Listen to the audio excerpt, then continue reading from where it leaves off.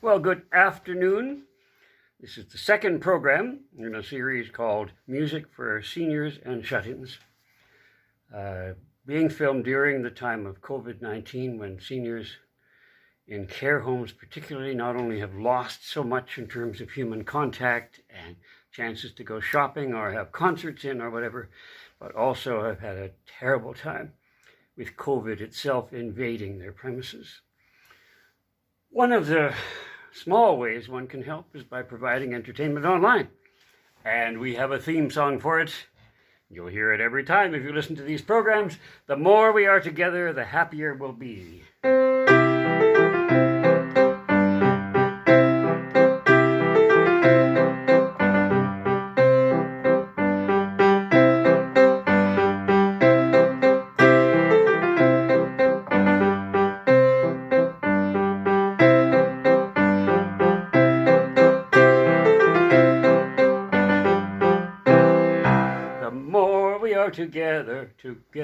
Together, the more we are together, the happier we'll be. For your friends are my friends, and my friends are your friends. The more we are together, the happier we'll be. And it's wonderful we can do this, so thank goodness we have technology advanced. If this had happened 50 years ago, we'd really have been cut off. I wish to play what is considered the greatest movie song of all time, Over the Rainbow from The Wizard of Oz. Notice the young Judy Garland, who was a teenager at the time, and Frank Morgan, who was the wizard, Ray Bolger, the Scarecrow, Bert Lahr, the Cowardly Lion, and Jack Haley, the Tin Woodman. So they're all arrayed down the side here. And it was, as we know, a huge hit. It's one of the greatest hits of all time, the movie as well. The song was going to be chucked from the movie because it was thought to be too slow and that it would drag down the action. Thank goodness cooler heads prevailed. So if you know the song, please sing along. Somewhere Over the Rainbow.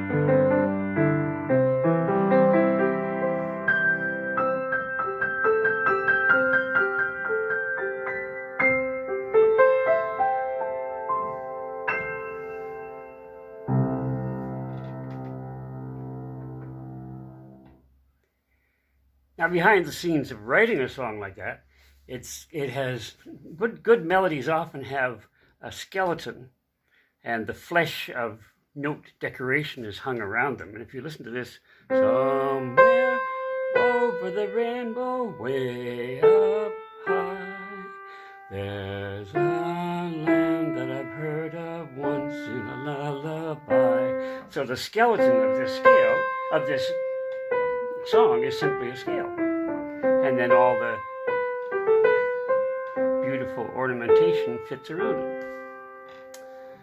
Cow Cow Boogie was a piece either composed or made popular by a boogie pianist of the 20s named Cow Cow Davenport. It became a hit again in the 40s when sung by the Andrews Sisters, revived once more in the 80s when Naomi and Wynonna Judd sang it on one of their albums, Cow Cow Boogie.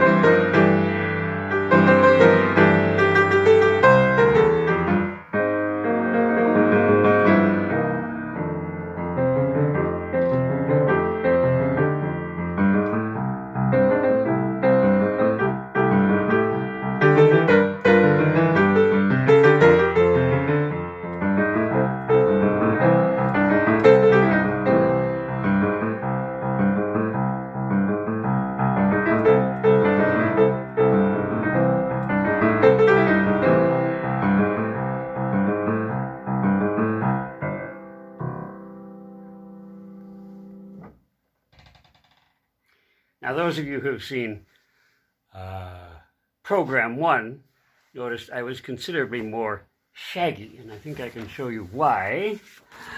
I used to do a touring program as composer Johannes Brahms. And because of issues of not getting haircuts during the time of COVID, I kind of thought, well, I'd let everything grow. So it was growing and growing. Then I saw what I looked like last time, looking so shaggy, and I thought, that's just not very respectful to look, sort of slob your way in spite of wearing the tie and all. It looked too slobby. So I will keep the hair long, and I trimmed the beard, and later on we'll figure that out. But I do hope to do my show as Brahms again. And don't miss the next exciting installment. Anyway, let's go from that moody Cow Cow Boogie to something a little more exuberant from the days when, in my case, we used to sing in the car when we were driving on holidays. She'll be coming around mountain.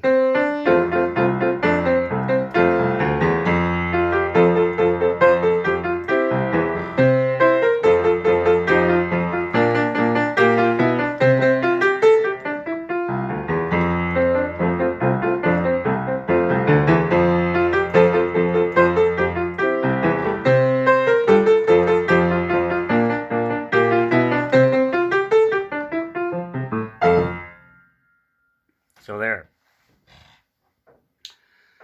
Hallelujah is one of the great songs of one of the great Canadian writers, Leonard Cohen.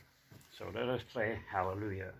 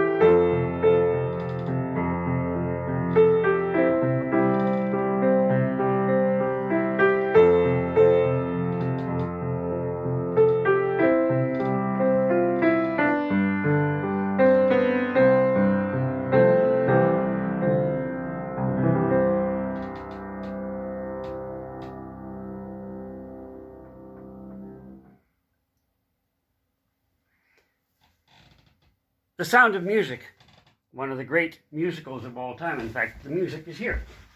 You'll notice every video program, I'll have a different selection of stuff there, which shows partly the range that you will hear, everything from the classics. There's Mendelssohn, Anne Murray, Linda Ronstadt, Rudy Vallee, one of the great singers of the early 1900s, Placido Domingo, and one of the great songs of the 20s. And here is The Sound of Music.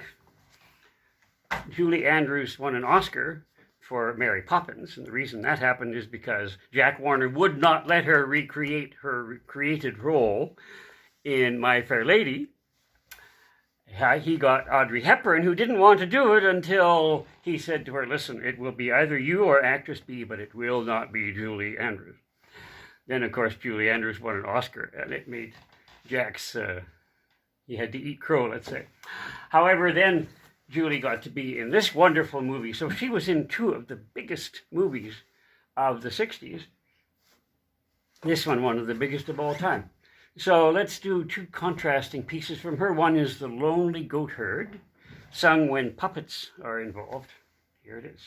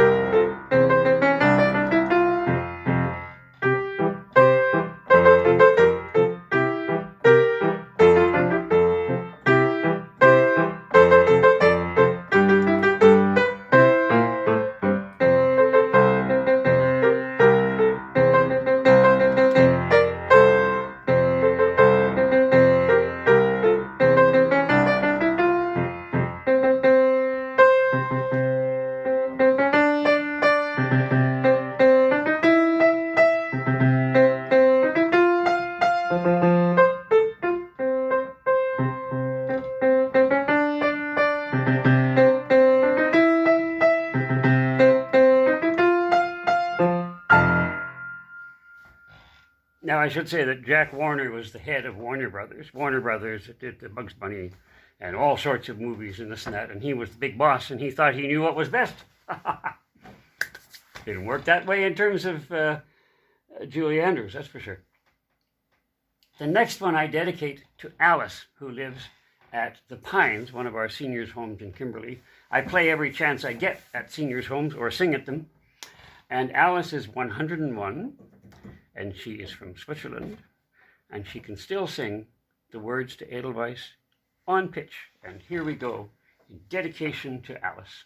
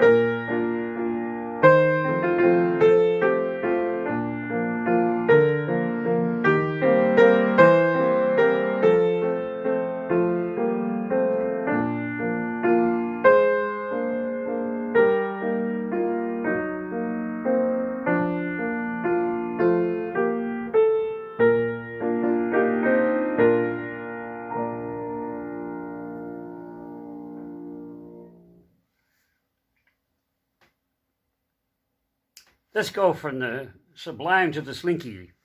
Henry Mancini wrote wonderful music, including The Pink Panther, which actually in the movie isn't about a panther, it is about a jewel. But then it became so popular that a cartoon series called The Pink Panther and involving a pink panther grew out of it. Here we go. You can snap along if you wish.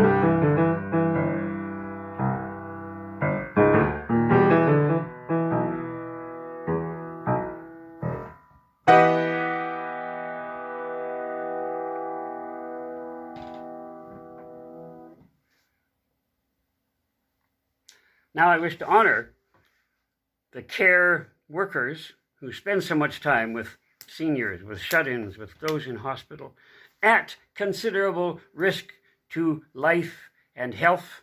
And we know that several, in fact more than several, care workers have actually paid the ultimate sacrifice in this time. And to honor their saintliness, I'm playing "Oh, When the Saints Come Marching In."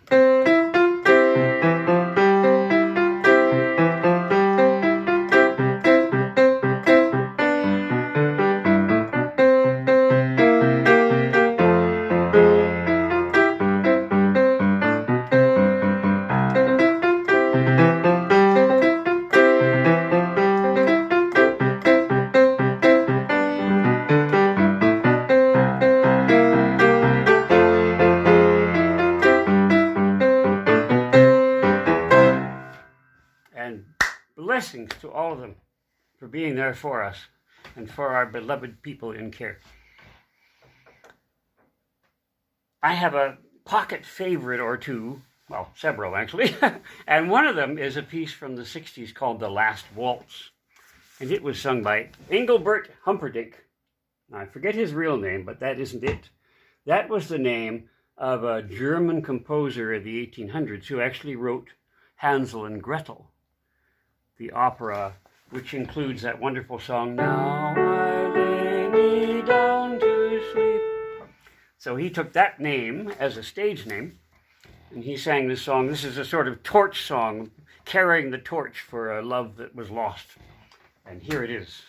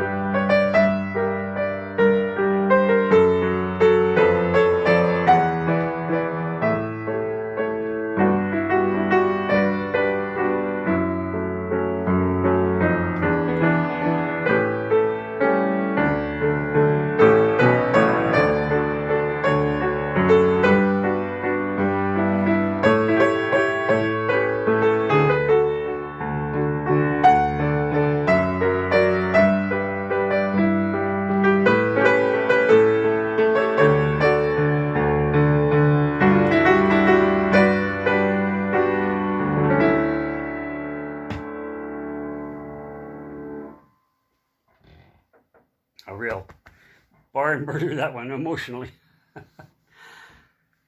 Willie Nelson. When I first came to Kimberley, country was my least favorite kind of music. But I thought, well, gee, I want people to listen to my stuff, which was more classical back then. I mean, still is, but more broad now. But I thought, well, I can't make it just a one-way street. So for half an hour a day, for several months, 5:30 to 6 a.m., I turned on the country station and grew to appreciate quite a lot of it. And one of those people worthy of appreciation is Willie Nelson. And here's his song, Always on My Mind.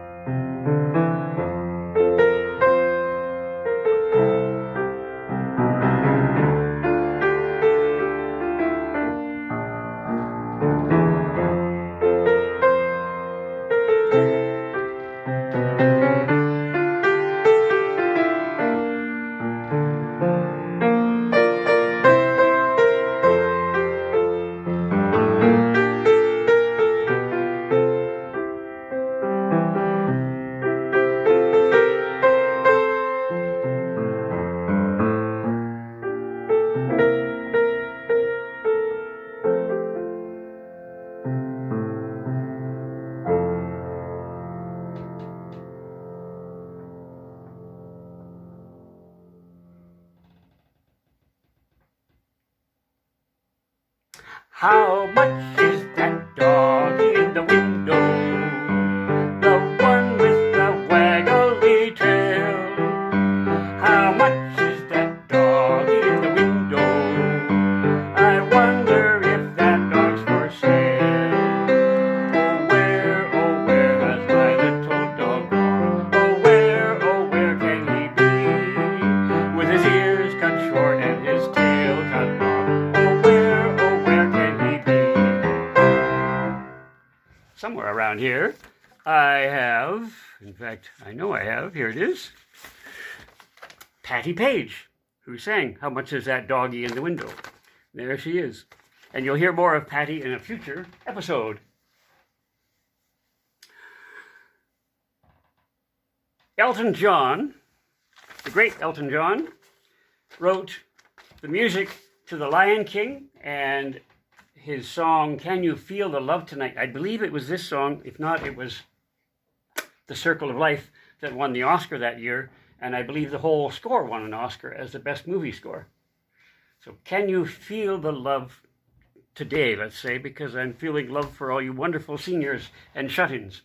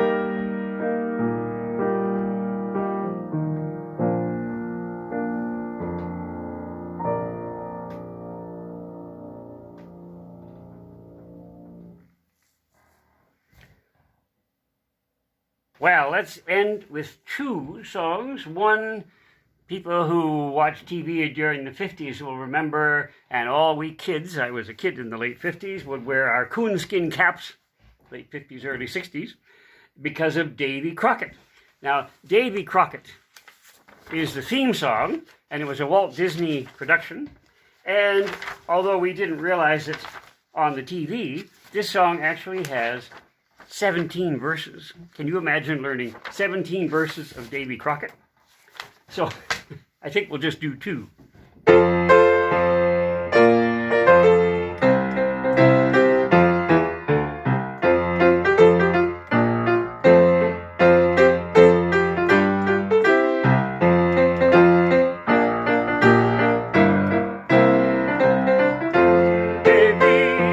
Davy Crockett, king of the wild frontier.